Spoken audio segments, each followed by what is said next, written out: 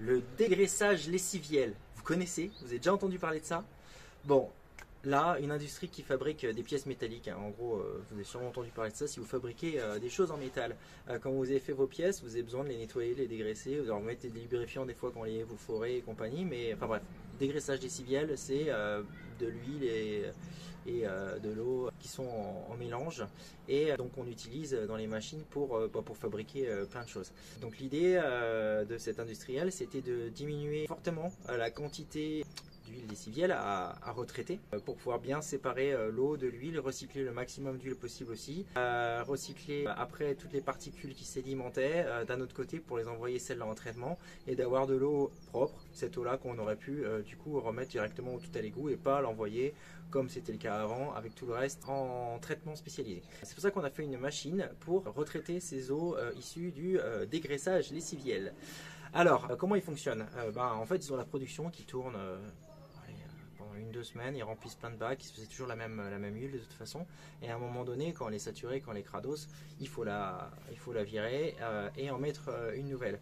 Donc on a intégré en fait dans un décanteur lamellaire une coagulation, floculation pour le traitement, et en amont on a mis un bassin tampon, parce qu'en fait on remplit le bassin tampon, et après on fait un traitement tranquille avec un tout petit décanteur, un petit coag floc, le tout on a en fait, hein. Sauf que comme c'est un produit un peu compliqué à traiter, on est obligé d'avoir pas mal de choses. Déjà une correction de pH, on est obligé d'avoir du coup une lyre avec un mélangeur statique pour faire la partie coagulation, hein.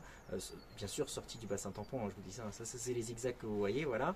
Ensuite on arrive dans la floculation, petite floculation pour bien agglomérer ces particules qui sont floculants resterait dans l'eau ou aurait beaucoup plus de mal à décanter. Et ensuite la partie décanteur, dans laquelle après on a deux sorties, la partie du haut avec tout ce qui est flottant qui peut être récupéré et réutilisé, et puis tout ce qui est sédimenté, ça, qui est évacué dans un conteneur 1 mètre cube là, les conteneurs blancs, et puis ceux-là quand ils sont blancs, quand ils sont pleins, on l'envoie en traitement, ce qui permet de vraiment beaucoup diminuer la quantité de déchets à traiter, et donc d'avoir une empreinte environnementale bien plus sympathique d'ailleurs pour cette industrie aussi.